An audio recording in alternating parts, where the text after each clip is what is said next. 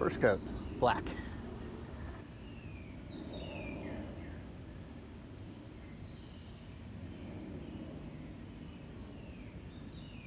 All right, so it's been 2 days and the black is looking good.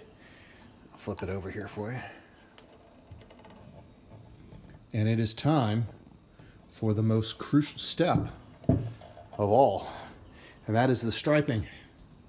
So many of you already know that the black and white striped guitar is the same as the red, black, and white striped guitar.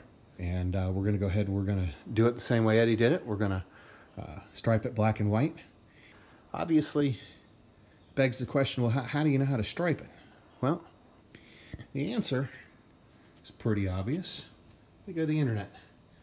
There are bajillions of pictures of the guitar online, and I'm going to be using these as a guide. And then obviously that will be our, these are black and white by the way, that will be our final right there.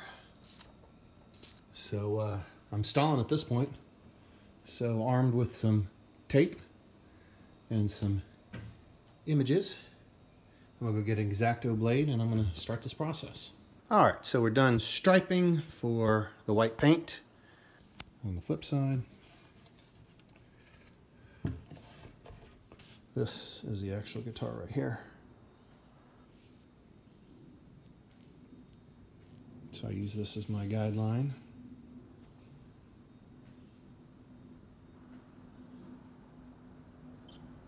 And it is now time to go paint her white.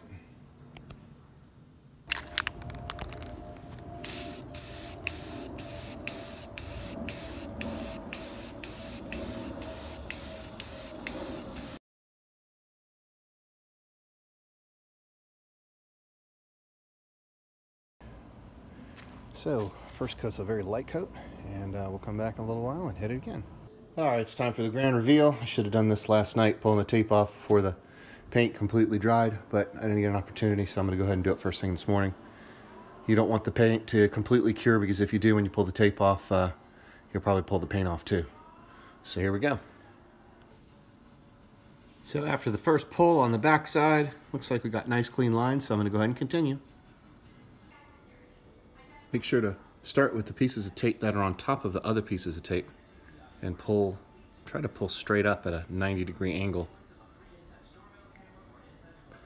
And go slow. Opposite of the Band-Aid approach.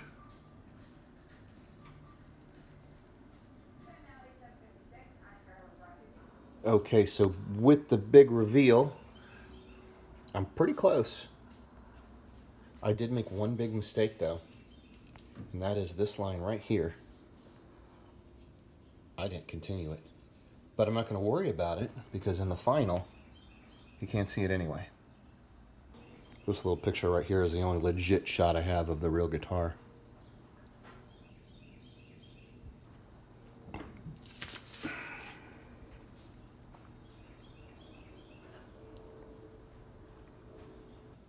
Been drying for a couple days and it's completely cured. And I hit it with some super fine Scotch-Brite. And now it's time to relic. I'm not going to go crazy relicking. There are guys who have done a really good job, but I'm just going to do the main things. Alright, so very light relicking. I'm not going after a massive, I don't want it to look like a dirt pile because I'm going to be playing it a lot. But